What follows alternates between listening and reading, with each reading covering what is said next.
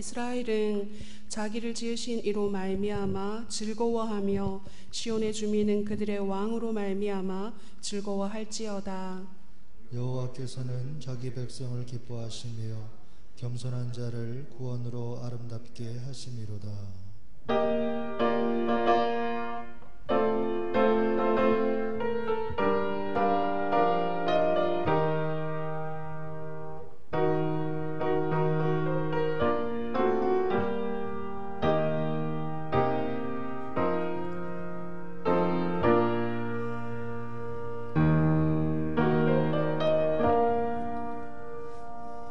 겸손한 마음으로 우리 죄를 고백합시다.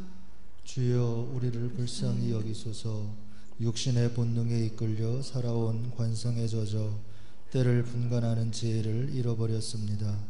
하나님은 저희 영혼을 각성시켜 무의미하게 흘러가는 시간이 아닌 매 순간과 시간을 영적 시간으로 채워가기를 원하셨지만 저희는 영적 태만 속에서 탐심과 분노와 게으름 등 악한 생각에 매여 흘려보낸 시간이 많았습니다.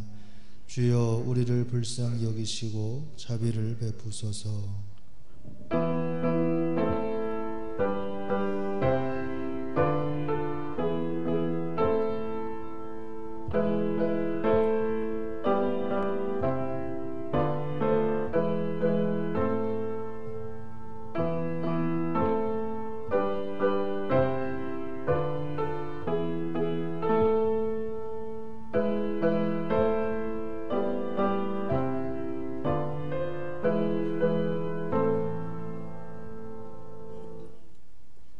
주는 선하사 사죄하기를 즐거워하시며 주께 부르짖는 자에게 인자함이 후하심이니이다.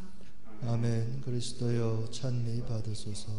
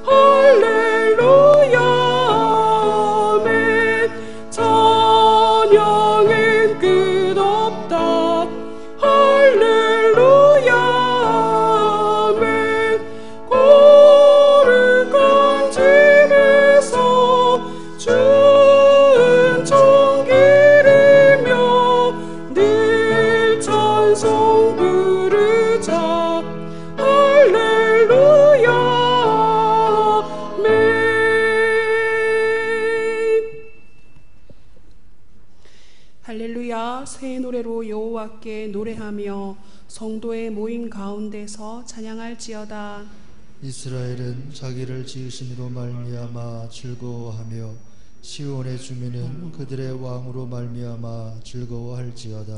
춤추며 그의 이름을 찬양하며 소고와 수금으로 그를 찬양할지어다.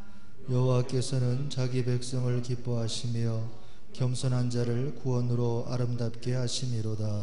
성도들은 영광 중에 즐거워하며 그들의 침상에서 기쁨으로 노래할지어다. 그들의 입에는 하나님에 대한 찬양이 있고 그들의 손에는 두 날 가진 칼이 있도다. 이것으로 문나라에 보수하며 민족들을 벌하며 그들의 왕들은 사슬로 그들의 규율은 철과랑으로 결박하고 기록한 판결대로 그들에게 시행할지로다. 이런 영광은 그의 모든 성도에게 있도다. 할렐루야.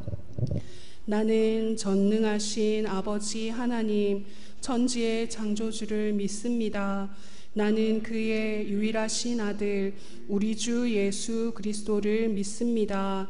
그는 성령으로 잉태되어 동정녀 마리아에게서 나시고 본디오 빌라도에게 고난을 받아 십자가에 못 박혀 죽으시고 장사된 지 사흘 만에 죽은 자 가운데서 다시 살아나셨으며 하늘에 오르시어 전능하신 아버지 하나님 우편에 앉아 계시다가 거기로부터 살아있는 자와 죽은 자를 심판하러 오십니다. 나는 성령을 믿으며 거룩한 공교회와 성도의 교제와 죄를 용서받는 것과 몸의 부활과 영생을 믿습니다. 아멘.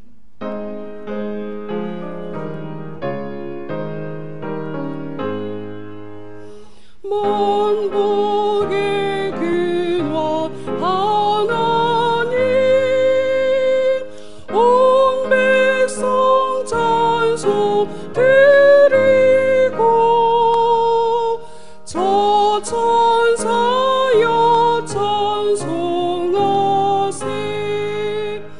찬송 성부 성자 성령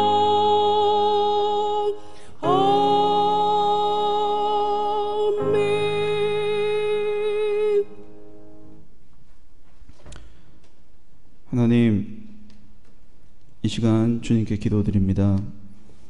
코로나와 폭우와 연이은 태풍이 몰아치는 속에 올해 9월의 첫째 주일을 맞게 해주심을 감사합니다. 하지만 감사를 드려야 하는데 걱정만 앞서고 있습니다.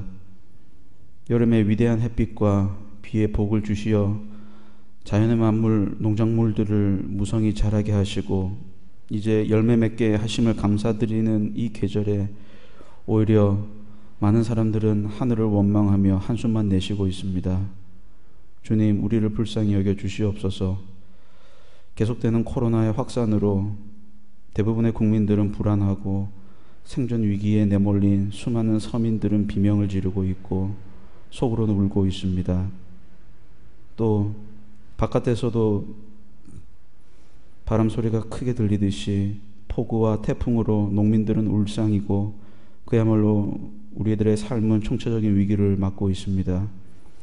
주님, 이러한 때에 어려운 이웃들을 돌보며 우는 자들의 이웃이 되어야 되고 그들을 일으켜 세워야 할 교회는 오히려 해서는 안 되는 나쁜 짓만을 골라서 함으로써 결국은 길거리에 버려져 오고 가는 사람들에게 마구 짓밟히고 있는 그런 현실을 주님께서는 알고 계십니다.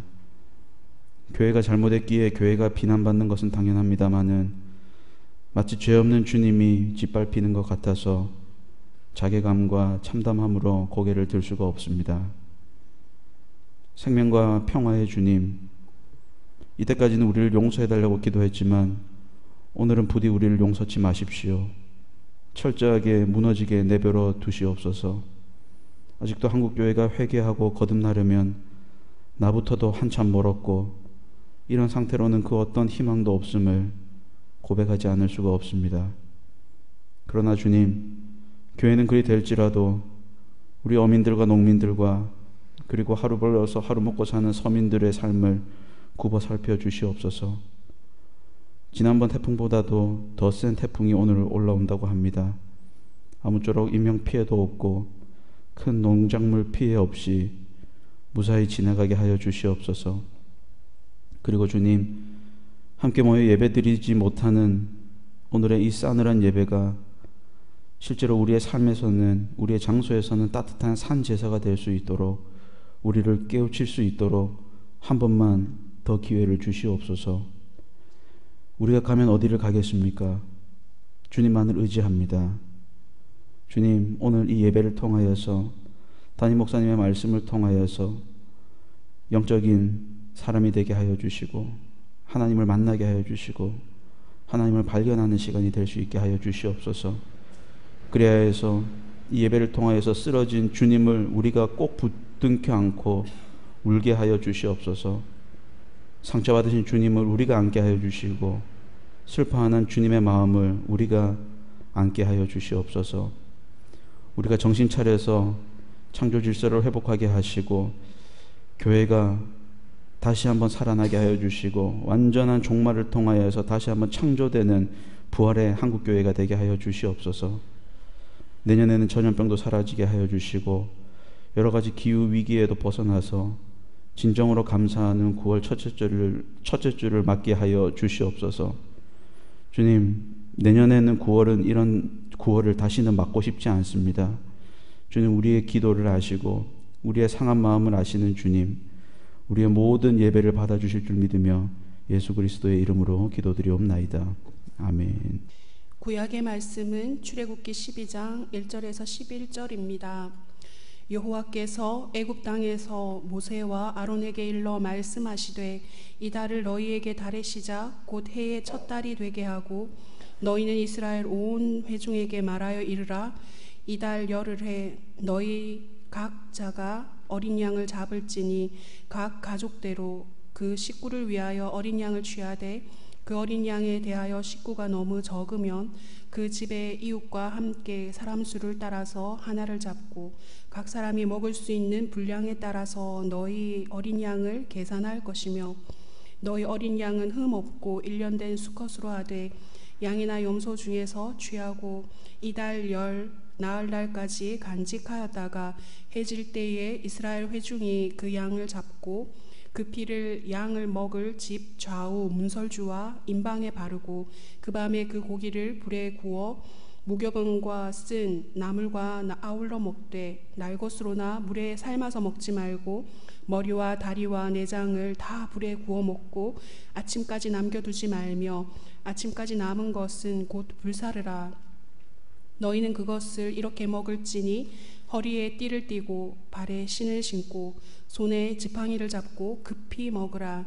이것이 여호와의 유월절이니라. 아멘. 서신서의 말씀은 로마서 13장 11절에서 14절입니다.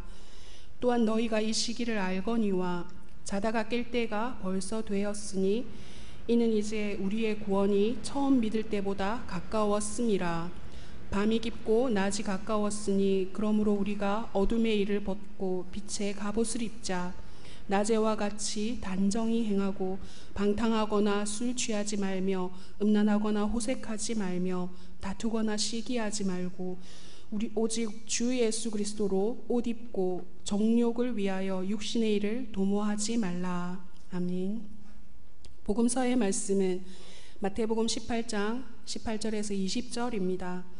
진실로 너희에게 이르노니 무엇이든지 너희가 땅에서 매면 하늘에서도 매일 것이요 무엇이든지 땅에서 풀면 하늘에서도 풀리리라. 진실로 다시 너희에게 이르노니 너희 중에 두 사람이 땅에서 합심하여 무엇이든지 구하면 하늘에 계신 내 아버지께서 그들을 위하여 이루게 하시리라. 두세 사람이 내 이름으로 모인 곳에는 나도 그들 중에 있느니라. 아멘.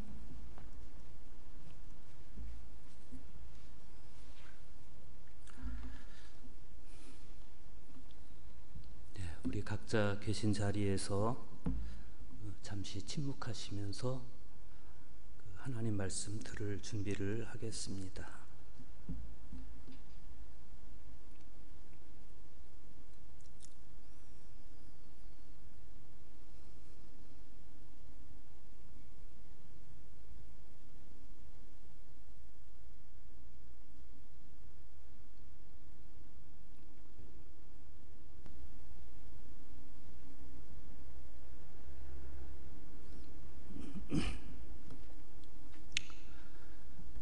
오늘 이 성령 강림 후 14번째 주일 예배에 참여한 여러분들에게 하나님께서 주신 은총과 평화가 함께 하시기를 축복합니다. 우리가 아주 큰 태풍을 맞이했었고 또 더 강력한 태풍이 올라온다고 하는데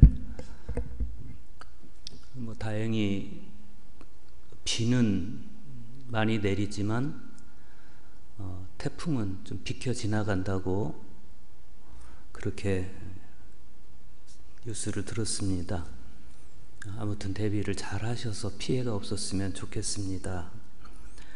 그 심리학자들의 연구에 따르면 인간은 하루에 약 6만 번 정도의 생각을 하는데 그 많은 6만 번의 생각 중에서 약 95%는 어제 했던 생각의 반복이라고 그럽니다. 그리고 나머지 5%의 생각도 별반 다르지 않다. 창조적인 생각과는 별로 관련이 없는 그런 생각 속에서 살아간다는 이야기인데, 그 초등학교 교사인 이지성 선생님이 생각하는 인문학이라는 책에서 한 말입니다.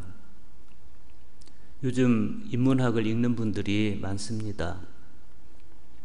인문학을 한다는 것은 인류의 문명을 건설한 그 천재들의 생각과 만난다는 뜻이죠. 이를테면 소크라테스라든지 플라톤이라든지 아리스토텔레스, 칸트, 아인슈타인, 데카르트, 혹은 공자나 노자나 맹자, 장자와 같은 그런 분들이 생각하고 깨달은 방식으로 사회와 세계를 보고 또 문화와 문명을 보는 겁니다. 아테네의 평범한 청년 귀족이었던 플라톤은 20살 때 소크라테스를 만나서 철학적으로 사고하는 법을 배웠습니다. 만약 그가 소크라테스를 만나지 않았다면, 그래서 당시 그냥 그 아테네의 많은 청년들처럼 그렇게 생각 없이 살아버렸다면 이 플라톤은 자기 인생을 어떻게 생각하고 어떻게 펼쳐갔을까? 이성을 통해 사고하고 생각한다는 것, 감성을 통해 성찰하고 깨달아 간다는 것, 그리고 의지로 지금껏 살아온 삶의 관성을 극복하고 마침내 자기 삶의 변혁을 이루어내는 것, 참 그건 인간만이 할 수 있는, 하나님의 형상대로 지음받은 사람만이 할 수 있는 아름다운 삶의 모습입니다. 만약 우리가 지금도 여전히 95%의 비율로 어제 했던 생각을 무의미하게 반복하고 있고, 그렇게 하루 6만 번의 생각을 채워가고 있다면 더 늦어지기 전에 그 낡고 구태의연한 관성의 트랙에서 벗어날 수 있기를 바랍니다. 오늘 구약의 말씀에서 우리는 지난 400년간 이어온 노예들의 삶의 관성을 깨고 들어오는 하나님의 음성을 듣습니다. 출애굽기 12장 1절과 2절 보십시오. 여호와께서 애굽 땅에서 모세와 아론에게 일러 말씀하시되 이 달을 너희에게 달의 시작 곧 해의 첫 달이 되게 하고. 여기서 우리의 시선을 끄는 것은 여호와께서 애굽 땅에서 그들에게 말씀하셨다는 거예요. 아직 출애굽하기 이전입니다. 아직 그들은 노예 상태로 있어요. 히브리 노예 상태로 있어요. 그들이 보기에 아직 변한 건 아무것도 없어요. 아직 애굽에 있었고 여전히 자신들의 신분은 노예입니다. 그런데 여호와께서는 그들에게 노예의 생각을 반복하면서 지금까지 그렇게 자기 95%의 생각을 노예의 생각으로 채워오면서 살아온 그들에게 유월절을 지킬 것을 명령하시면서 유월절이 속한 이 달을 달의 시작 곧 해 첫 달이 되게 하라. 그렇게 말씀을 하시는 거예요. 변화, 그들에게 있어서 변화는 이렇게 급박하게 또 부지중에 찾아왔습니다. 사실 하나님의 이 명령은 그들이 그동안 상식으로 살아왔던 달의 개념을 깨고 들어오는 것이었습니다. 하나님께서 유월절을 제정하신 이 달은 당시 태양력으로 3월 중순에서 4월 중순에 해당하는 그런 기간이에요. 그래서 달의 시작을 의미하는 로시 호다심이라든지 정월 혹은 첫 달을 의미하는 아비벌이 될 수 없는 그런 시기였습니다. 우리가 3월 달에 새해 복 많이 받으십시오 이렇게 말하진 않잖아요. 4월 달에 새해 복 많이 받으십시오 이렇게 말하는 사람은 정신과 치료를 받아야죠. 그런데 하나님께서 그렇게 하라는 거예요. 3월, 4월에 해당하는 이 기간을 해 첫 달로 삼아서 아비벌을 붙이라는 거예요. 첫 달을 의미하는. 왜 그렇게 하시는 것일까? 하나님은 왜 굳이 이 3월, 4월에 해당하는 이 달의 시작 혹은 해 첫 달이라는 표현을 붙이게 하신 것일까? 이 표현은 유월절에 대한 신학적 중요성이 담긴 표현입니다. 우리말 성경에는 생략되어 있지만 원문, 히브리어 원문에 보면 이것은 너희를 위한 것이다 라는 의미의 후라켐이 붙어 있어요. 그래서 이 유월절이 히브리들을 위한 절기임을 분명히 하고 있어요. 다시 말하면 이 절기는 하나님께서 히브리들을 위해서 역사 속에 해방을 주시고 자유를 주신 것을 기념하는 절기예요. 아직은 오지 않았지만 이 달이 해 첫 달, 즉 로시 호데심인 이유는 이 달에 하나님께서 히브리들에게 자유를 주실 것이기 때문이고, 따라서 이 달은 하나님께서 그들에게 주신 자유와 해방을 기념하는 달이기 때문에 머리가 되어야 한다. 그런 거예요. 앞으로 찾아올 매해 첫 달을 그들은 유월절과 관련해 이해함으로써 나머지 모든 달로 이어지는 자신들의 삶을 하나님의 구원사 속에서 살아가라, 그런 뜻이죠. 우리는 그들이 400년 동안을 노예로 살아왔다는 그 사실을 기억해야 됩니다. 조상 때로부터, 조상 대대로 이미 그들은 노예로 살아온 겁니다. 우리식으로 표현하면 조선시대부터 우리는 노예로 살아온 거예요. 그러면 이미 뼛속까지 그들은 노예의 DNA로 가득 차 있는 거예요. 생각하는 것이 노예이고, 말하는 것도 노예의 언어이고, 사소한 행동 하나, 습관 하나 다 노예입니다. 하나님께서 기존의 시간 환산법을 초월해서 새로운 시간 개념을 그들에게 제정해 주신 이유는 이제는 그러지 말라는 거예요.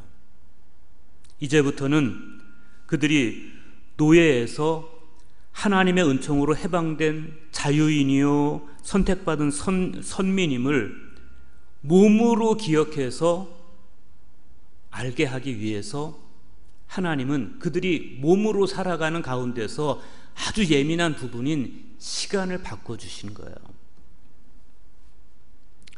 여러분은 우리가 공간의 지배를 더 많이 받는다고 생각하십니까? 시간의 지배를 더 많이 받는다고 생각하십니까? 시간의 지배를 많이 받아요. 동물은 공간의 지배를 받아요. 그래서 영역 다툼을 하는 거예요. 그러나 사람은 시간의 지배를 받습니다.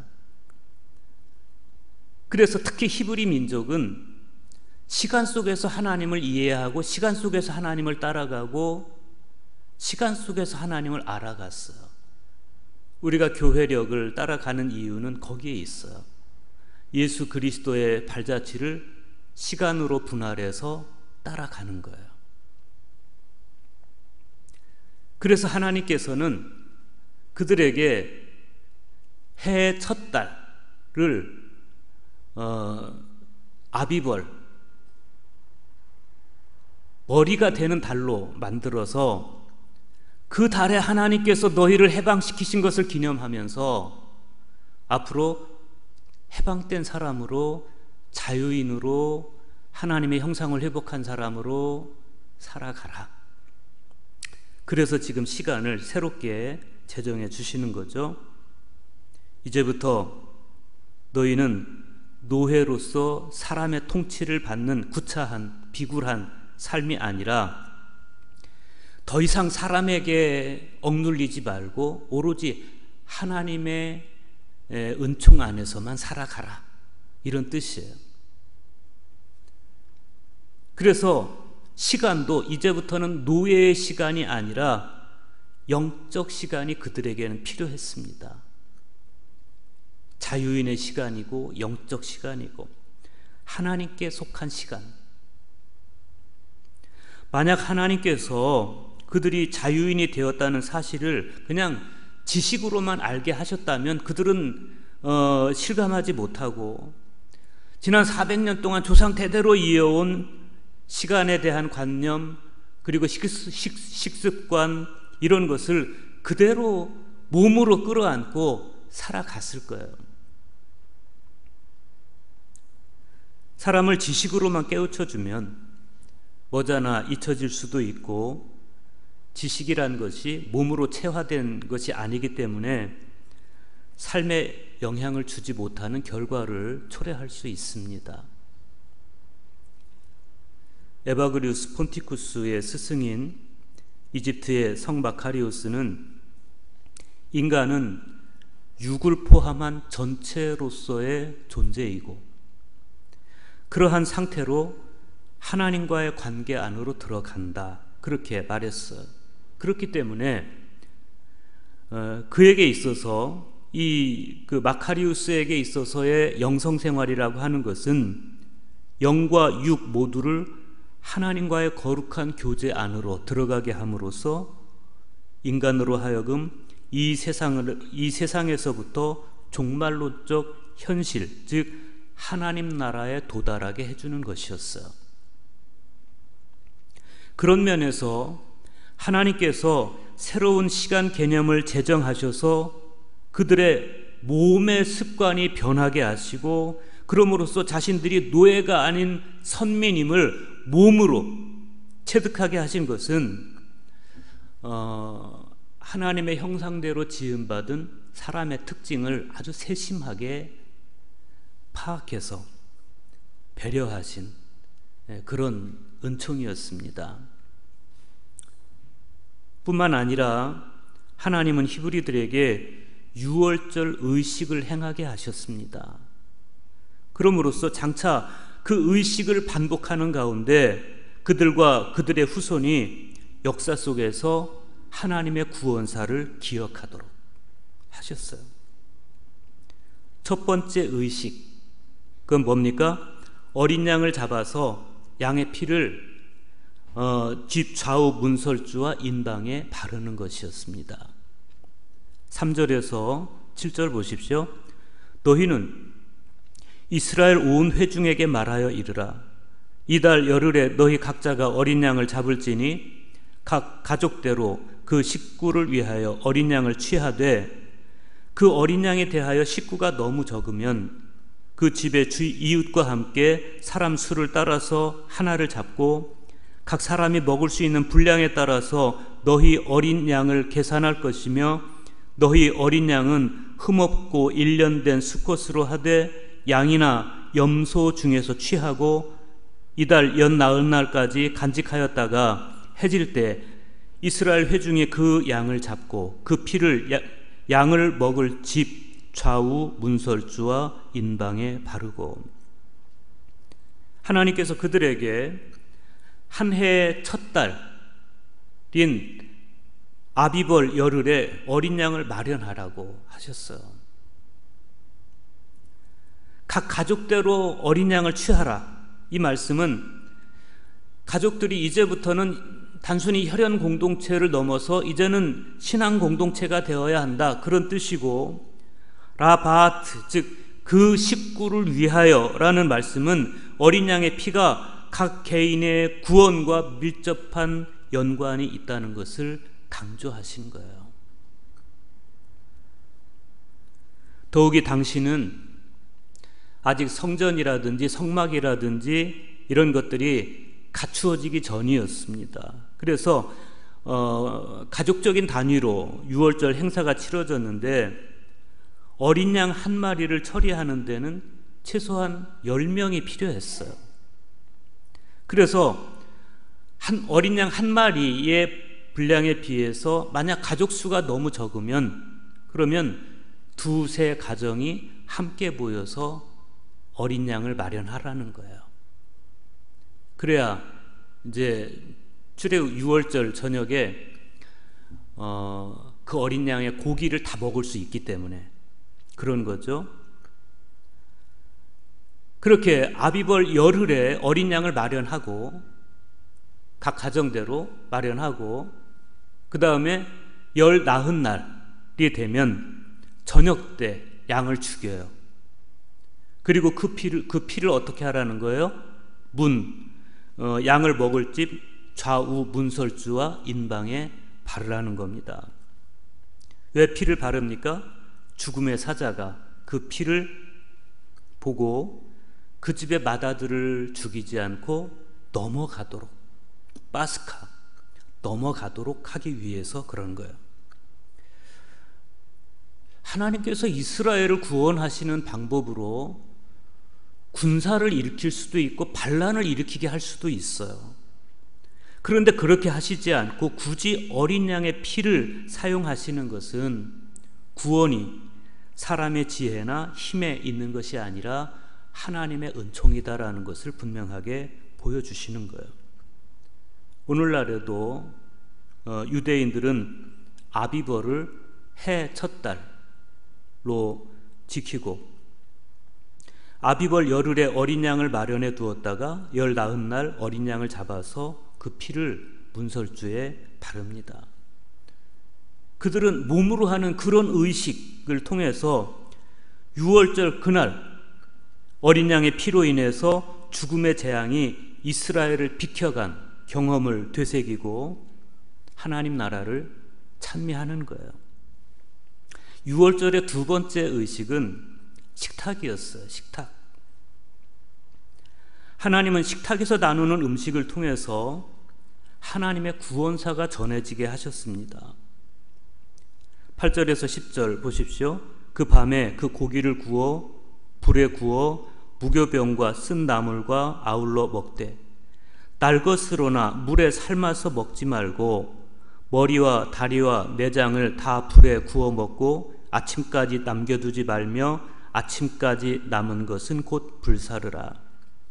여기 보면 피가 나오고 고기가 나와요. 피는 문설주와 인방에 발라서 죽음의 사자가 지나가게 하는 그런 용도인데, 고기는 뭐냐? 고기는 먹는 거예요.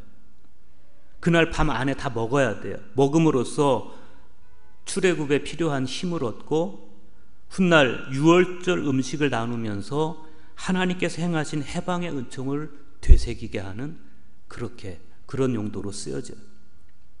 그러니까 이 유월절 식사는 그냥 단순히 음식만을 나누는 그런 식사가 아니고 엄숙하고 의미 있는 영적 의식의 식사이자 이스라엘의 신앙이 전승되는 교육의 식탁이었습니다. 오늘날 우리는 이 유월절 식탁으로부터 유래된 성만찬을 나눌 때마다 아뉴스 데이, 하나님의 어린 양을 같이 부르죠. 죽임당한 어린 양이신 예수 그리스도의 살과 피를 함께 나누면서, 그리고 그 살과 피를 우리에게 내어주신 주님의 희생을 노래로 부르면서 우리 역시 그분께서 이루시는 구원의 은총을 기념하는 거예요. 사실 성찬을 통해서 주님의 희생의 은총을 기념하는 것은 그냥 하나님의 말씀을 지식으로, 귀로 듣고 지식으로 이해하는 것보다 때때로는 훨씬 깊고 선명하고 사실에 가까울 수 있습니다. 지식으로 듣는 것보다 몸으로 체득하는 것이 훨씬 기억에 많이 남아요. 6세기에 활동했던 디오니시우스라는 교부가 계십니다. 그분이 성경의 하나님과 연합하는 길을 성찬 예배에서 찾았어요. 그래서 하나님의 이름들이라는 글에서 그분이 이런 말을 합니다. 우리는 정신을 신중하게 여기고 정신을 신중하게 하고 거룩하게 하고서 생각과 존재 너머에 감추어져 있는 분을 예배합니다. 우리는 말로 표현할 수 없는 분을 침묵으로 공경합니다. 우리는 거룩한 성경의 계몽적인 광선에게로 들려 올라갑니다. 생각과 존재 너머에 감추어져 있는 분, 말로 표현할 수 없는 그 하나님을 어찌 목사가 전하는 설교로 다 이해할 수 있겠어요? 그리고 글자로 표현된, 그래서 지식으로만 받아들일 수 있는 성경을 통해서 어떻게 다 이해할 수 있겠어요? 한계가 있는 거죠. 그런 까닭에 우리는 예배하기 전에 침묵하면서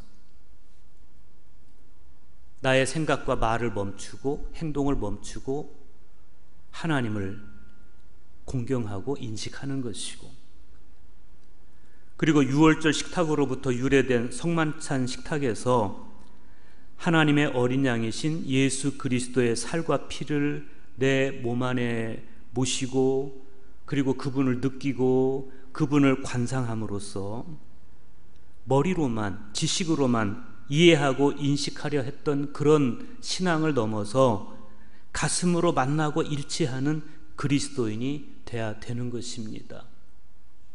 이게 부정신학이라는 거예요. 하나님을 개념으로만 아는 것이 아니라 하나님을 개념을 넘어서는 방법, 즉 몸으로 느끼고 체득함으로써 그분을 지식으로서가 아니라 정말 실체로서 받아들이는 그런 거예요.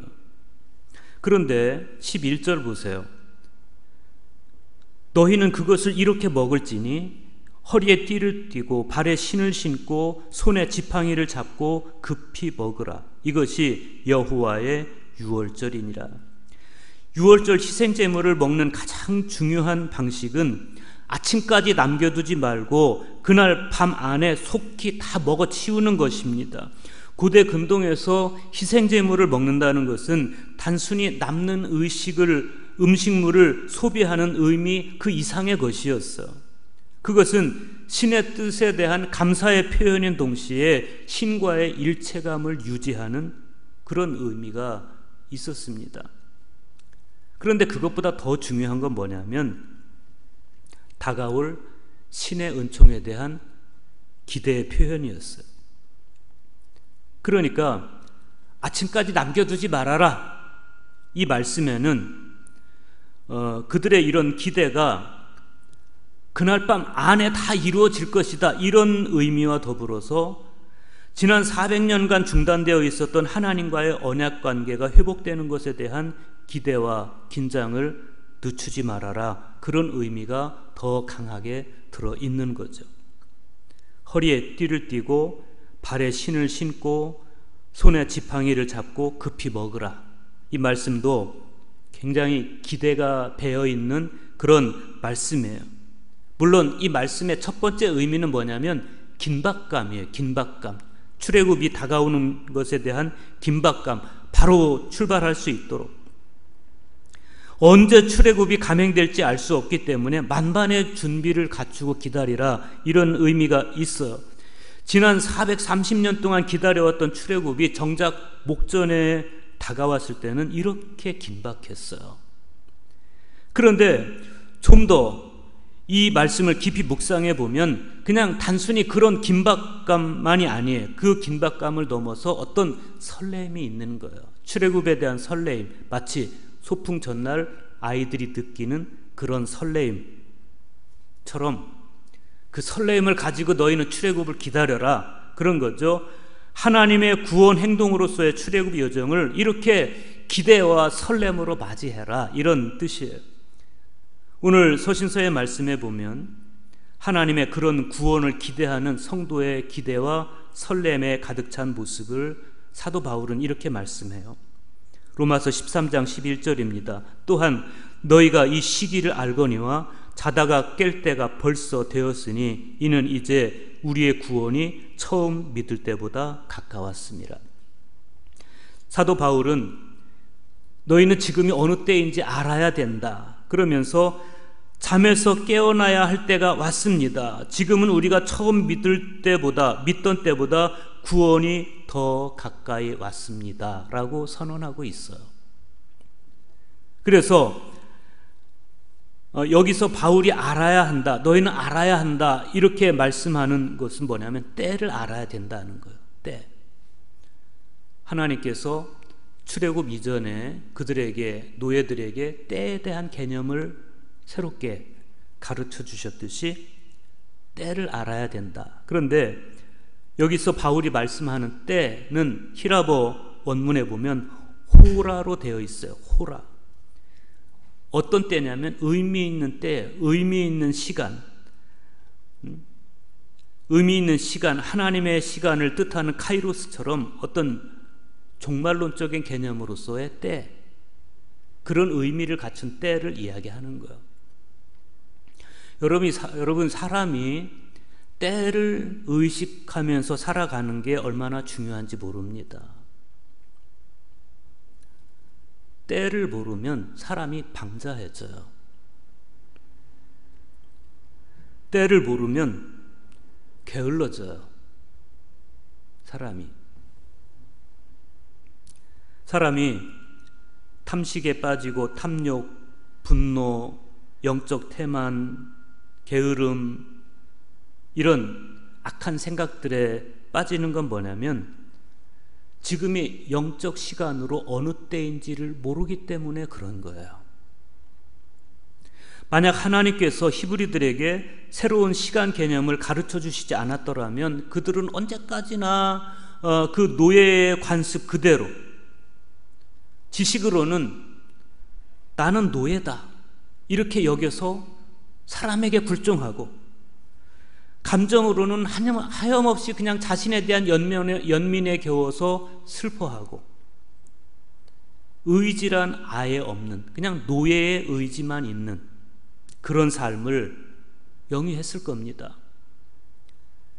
95% 비율로 어제 했던 생각을, 노예의 그 생각을 하루 6만 번씩 무의미하게 반복하면서 참 노예스럽게 그렇게 살았을 겁니다. 그런데 하나님께서 그들의 그 낡은 삶의 트랙을 깨뜨리시고 자유인으로 사는 법을 시간 속에 담아주셨어요.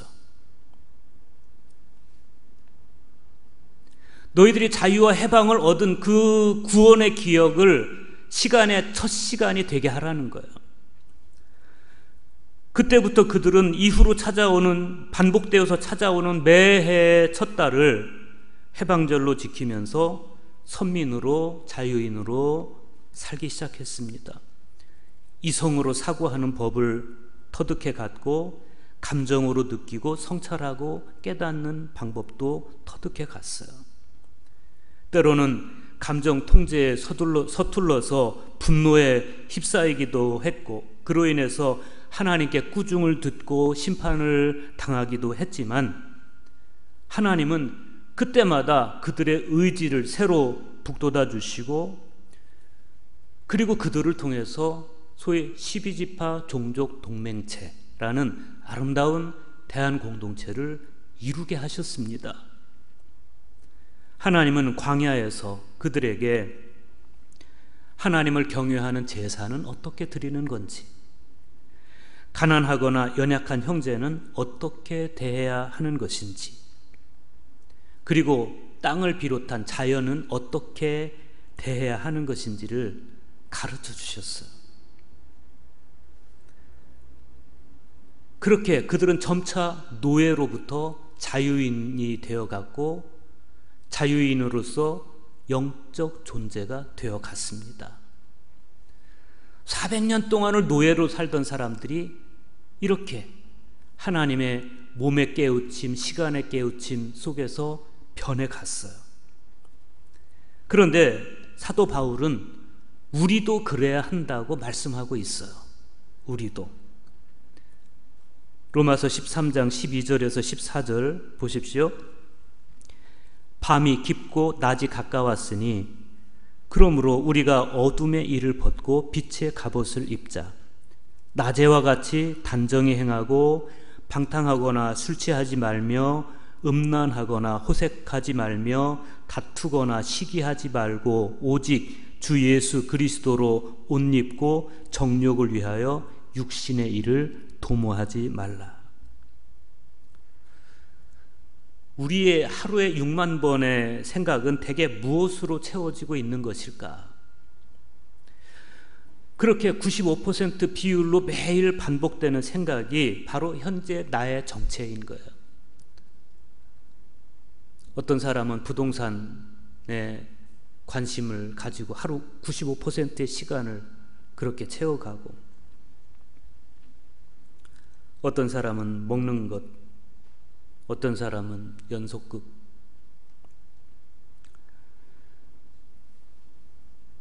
그런데 진짜 하나님을 닮은 사람은 어떻게 해야 되는 것이냐? 오직 예수 그리스도로 옷 입고 영의 일을 도모하며 사는 것. 거기에 자유인의 모습이 있고 자유인으로서의 나의 모습이 있고 하나님의 형상에 회복된 참 자아란 바로 그런 모습이라는 것입니다. 오늘 복음서의 말씀 마태복음 18장 18절에서 20절에서 주님은 이렇게 말씀하세요. 진실로 너희에게 이르노니 무엇이든지 너희가 땅에서 매면 하늘에서도 매일 것이요 무엇이든지 땅에서 풀면 하늘에서도 풀리리라. 진실로 다시 너희에게 이르노니 너희 중에 두 사람이 땅에서 합심하여 무엇이든지 구하면 하늘에 계신 내 아버지께서 그들을 위하여 이루게 하시리라. 두세 사람이 내 이름으로 모인 곳에는 나도 그들 중에 있느니라. 여기서 매다, 풀다라는 것은 유대인들이 흔히 사용하는 단어예요. 주로 내게 죄를 지은 형제를 권고해서 그가 죄로부터 돌이켜서 구원의 자리로 돌아올 수 있도록 해줄 때 푼다라고 이야기합니다. 이런 사랑의 행위는 어떤 사람이 합니까? 때의 소중함을 알아차린 사람이 하는 거예요. 지금이 어느 때인지를 알아차린 사람입니다. 더 정확하게 말하면 밤이 새어 낮이 가까워옴을 알아차린 사람이 이런 삶을 살아요. 그들은 구원의 때가 가까웠음을 알기 때문에 다툼이나 시기나 원망에 마냥 매여 있을 수가 없습니다.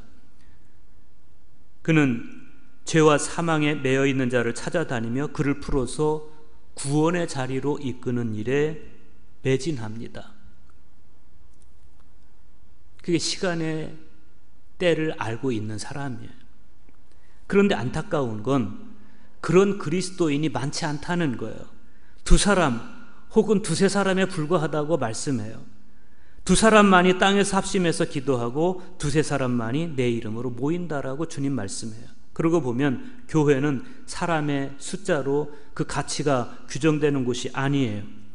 반복되어 찾아오는 매해 첫 달을 하나님의 시간으로 맞이하고 나머지 모든 달을 하나님의 시간으로 살아가는 사람들, 무의미하게 흘러가는 시간을 붙잡아서 호라, 즉 영적 시간으로 채워내고 그 시간을 예수 그리스도로 옷 입고 살아가는 사람들. 밤이 새어 낮이 가까웠음을 알아차리고 내게 죄를 지은 형제를 권고해서 그가 죄로부터 돌이켜 구원의 자리로 돌아올 수 있도록 땅에서 푸는 사람들, 그렇게 때를 분간하는 지혜를 가진 사람들, 그렇게 시간을 의미 있게 채워가는 사람들, 참 교회란 그런 사람들이 모인 곳이고, 그런 교회가 영적 교회다, 그런 교회가 참 교회다라고 우리가 고백한다면 앞으로 우리는 그런 교회를 지향해 가야 되겠습니다. 그리고 우리는 그런 교회의 아름다운 성도가 되어야 하겠습니다. 400년 동안 자기 삶의 관성 속에서 살아온 사람도 하나님은 변화시켜야 했을 때 하루 저녁에 그들을 변화시키시는데, 우리도 지금껏 내가 살아온 내 생각의 95%, 하루 6만 번의 생각을 다시 한번 더듬어서 이제는 깨우고 지금까지 살아온 삶의 관성을 깨뜨리고 하나님의 형상을 진정으로 회복한 참된 그리스도인 우리 모두가 그렇게 될 수 있기를 주님의 이름으로 축원합니다. 자비로우신 주님 감사드립니다. 430년간 그들의 뼛속에 누적된, 그들의 기억 속에 누적된, 그들의 삶의 습관으로, 관성으로 누적된 덕지덕지 눌러붙은 그런 삶의 습관들을 하나님은 깨뜨리셨습니다. 그들이 당연하게 알고 상식으로 알고 있던 삶을 하나님은 아니라고 깨뜨리셨습니다. 하나님은 그들에게 새로운 시간을 주셨습니다. 무의미하게 마냥 흘러가는 시간이 아니고 하나님께서 그들을 구원해서 자유인이 되게 하시고 해방을 주신 그 놀라운 일을 기억하게 하시고, 그리고 그날을 아비벌, 머리가 되는 달로, 매해 첫 달로 기억되게 하시고, 이후로 따라오는 모든 시간을 영적 시간으로 살아갈 것을 주님은 그들에게 명령하셨습니다. 그들은 그렇게 노예로부터 자유인이 되어갔고, 자유인을 넘어서 영적 존재로 변화되어 갔습니다. 오늘날 저희들의 생각을 채우고 있는 것, 나의 관습을 채우고 있는 것에 대해서 다시 한번 재고하게 하시고, 이제는 주님 앞에서 저희 또한 카이로스의 시간을 맞이하고 하나님의 시간 안에서 살아가게 하여 주시옵소서. 하나님의 은총을 말씀으로도 깨닫고 성찬에 참여해서 몸으로도 체득하면서 하나님의 형상을 우리의 지식을 넘어서 우리 존재 전체에 회복해 가도록, 그래서 이제부터는 생각하는 것, 말하는 것, 행동하는 모든 것이 주님을 꼭 빼어 닮은 존재로서 살아가도록 하여 주시옵소서. 때를 알아차리고 저희가 마냥 무의미하게 흘러가는 시간 속에서 살지 않게 하시고, 그 시간들을 붙잡아서 의미 있는 시간, 영적인 시간으로 채워가게 하여 주시옵소서. 예수님의 이름으로 기도하옵나이다. 아멘.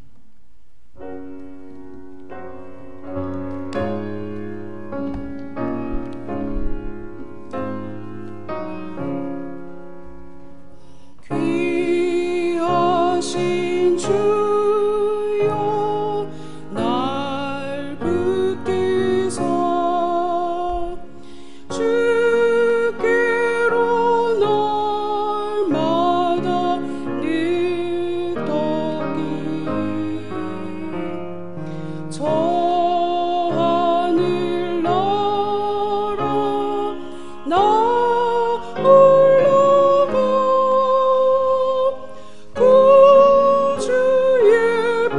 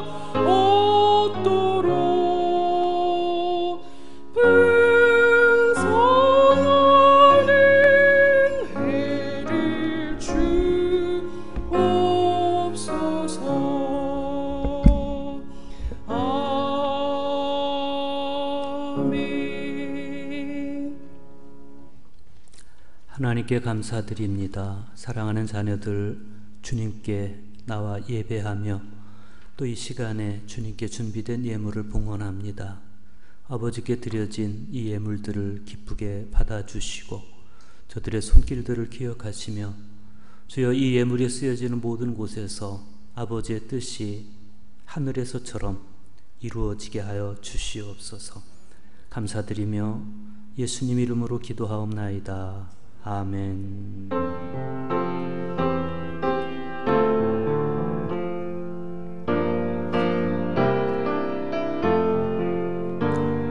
사랑의 나는 있는 곳에 하나님께서 계시도다.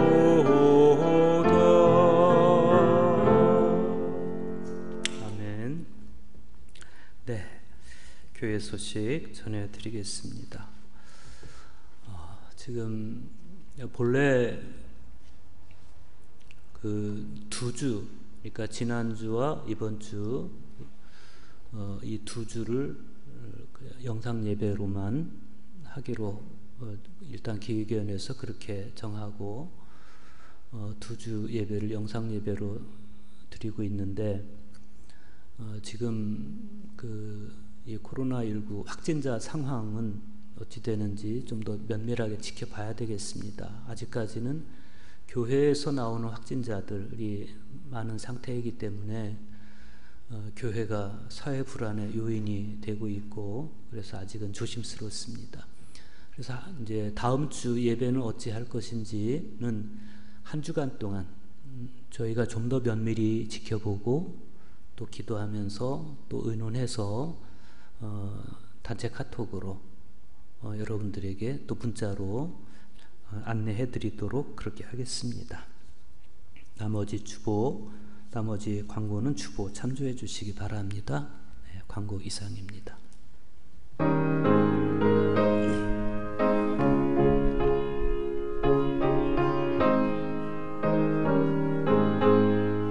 내 영혼이 은총 입어 중언죄지 얻고 보니 슬픔만이 이 세상도 정극으로 화도다.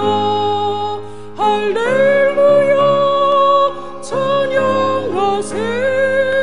내 모든 죄 사함받고 주 예수와 동행하니 그 어디나 하늘나라 주의 얼굴 뵙기 전에 멀리 뵈다 하늘나라 내 맘속에 이루어지니 날로 날로 가깝도다. 할렐루야 찬양하세.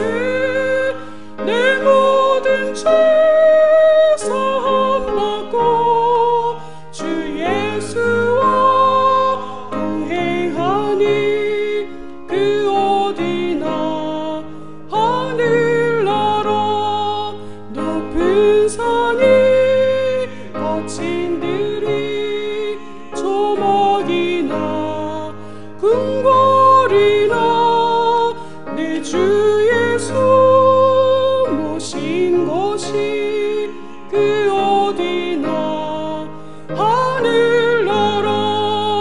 할렐루야 찬양하세.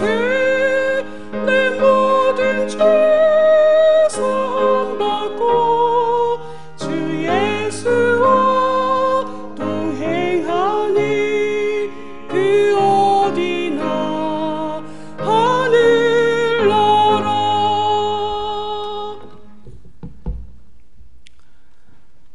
이제는 우리 주 예수 그리스도의 은혜와 하나님 아버지의 극진하신 사랑하심과 성령의 교통하심이 각 가정에서 또 각자 삶의 자리에서 또 이 성전에서 하나님께 영과 진리로 예배하는 사랑하는 모든 주의 자녀들 머리머리 위에, 또한 이 민족 위에, 이 나라 모든 이웃과 형제들 머리머리 위에 이제로부터 영원토록 함께 하시기를 간절히 축원하옵나이다. 아멘.